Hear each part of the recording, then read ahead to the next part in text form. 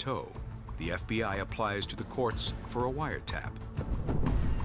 But the high-profile shootings in Chinatown have also sparked interest from the political establishment. While the FBI wiretap is awaiting approval, incredibly, Peter Chong and Raymond Chow are called to testify at a series of Senate committee hearings in Washington, D.C. Chong remains tight-lipped. How are you employed? Take my Fifth Amendment privilege. It puts the FBI wiretap in jeopardy. As soon as they came back, everybody's looking over their shoulder. They're wondering who's watching us, what's going on. We were at the nation's capital talking about what we're doing. Early 1992. Special agents Kingman Wong and Iggy Chin activate the wiretap. With the wiretap operation in business, it quickly begins yielding results. It appears that Raymond Chow is procuring guns for the Wo Hop To from a source far outside San Francisco. There was always a heavy influence of the Hop Sing Tong in Portland, Oregon. There were gang members that were aligned with Raymond Chow in that area. The son of a Portland gun store owner has been supplying Chow with weapons. The son was taking guns out of the back of the store, destroying the serial numbers, and then selling them to Raymond and having them driven down here by courier. By crossing state lines, Chow is committing more serious federal offenses. But he continues to use Tong connections to spread the Wo Hop To's influence. Every drug you can distribute. Any business, you got a big network. San Francisco, Los Angeles, New York, Boston, Portland, Seattle, Canada. You already had all that network covered.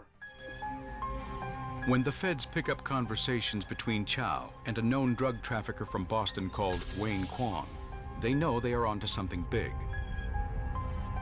Not only have the Wo Hop To committed federal crimes, but drug conspiracies are also chargeable under racketeering laws and hold severe penalties.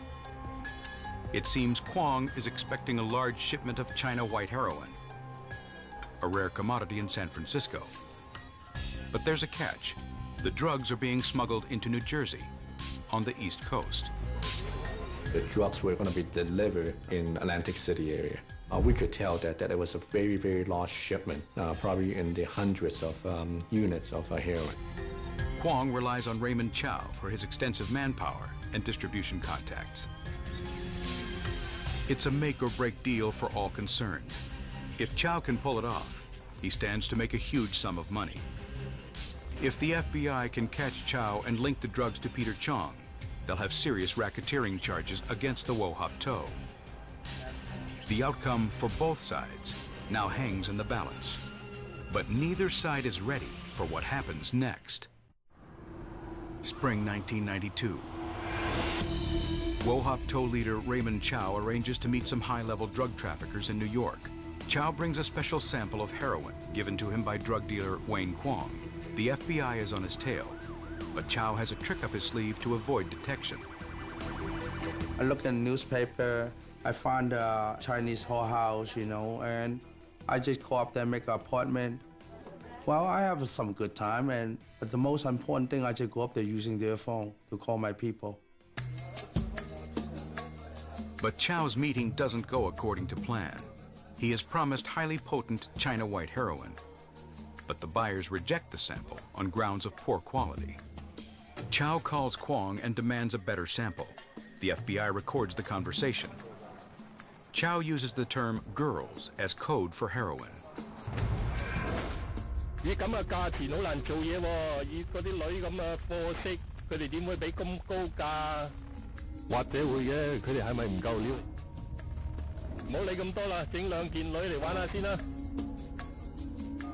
Chow dispatches Hop Sing gang member Tony Young to fly to Atlantic City, collect the new sample, and bring it to New York. Young is a street soldier who rarely steps out of Chinatown.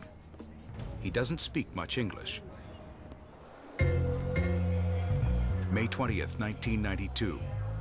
FBI agents follow Young to the airport, but incredibly, are not provided with cell phones. We didn't have cell phones back then. We had pagers at best. And we were trying to maintain communications with the FBI agent that was with him. As he checks the flights to Atlantic City, Young's poor command of English becomes a problem. They get on the plane, and we don't hear from the FBI agent for days. And he finally calls back, says, yeah, we wound up in Atlanta, Georgia, not Atlantic City. By the time the courier finally arrives in Atlantic City, the FBI operation is in disarray. When the individual showed up at the airport, the airline, instead of contacting the FBI, contacted the local police. And the local police, not being aware of the investigations, promptly arrested the drug carrier. Tony Young is caught with 4 ounces of heroin. By the time the FBI arrives, it's too late. The cops have arrested Young, and the surveillance operation is blown. It's a huge setback for the FBI. When Kwong hears of the arrest, he immediately calls Raymond Chow. He uses aeroplane as code for the deal, and the doctors are cops. 個飛機漏油啊！我用第二個電話同佢講啊，喂，點解會漏油㗎？有冇墮機啊？咁又冇，差唔多啦。我啱啱俾醫生捉嚟照肺啊。 Wayne Kwong and Raymond Chow are frantic. The drugs are in a warehouse near New York, ready for distribution. But only Kwong knows the exact location. When Kwong realizes the game is up, he takes immediate steps to cover his tracks. We understand that the drugs were immediately relocated to other locations, which we were not able to determine. May 30th, 1992. With the case against the Wo Hop To falling apart, FBI investigators cut their losses and arrest Raymond Chow. 2 days later, Wayne Kwong is picked up in Boston. The pair's alleged boss, Peter Chong, decides it's time to head back to Hong Kong. When federal officers search Peter Chong's house, it's virtually empty.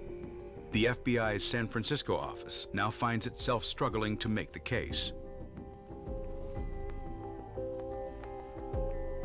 Then, a call from Boston. Wayne Kwong has turned state's evidence. In return for witness protection, he'll testify that he conspired with Raymond Chow to import and sell illegal drugs. Defense attorney Alan Kaplan believes the FBI acted out of desperation. Kwong very early on realized that if he cooperated, instead of doing 20, 30 years in jail, plus he could basically walk away from the whole thing if he gave them the story that they wanted to hear. With Peter Chong out of the country, Raymond Chow is the first to face a jury. In 1993, he is sentenced to 23 years in jail for gun trafficking and fights 48 additional counts of racketeering. Over the next 8 years, the U.S. Attorney's repeated requests to extradite Chong are refused by the British in Hong Kong. Due to a lack of evidence, Chong defends himself in the American news media. I came to America just like the other immigrants to give my kids better educations and better freestyle life. But in July 1997, everything changes. Hong Kong returns to Chinese rule, and Peter Chong is arrested and handed over to the U.S. authorities. By 2000, Raymond Chow feels he owes Peter Chong nothing. Peter, long time ago, already, dropped everything, dropped the ball. And no way I'm gonna get out of prison. Raymond Shrimp Boy Chow turns the situation to his advantage. He testifies against Chong in return for both his freedom and the right to remain in the United States. After serving just 8 years, Chow is released.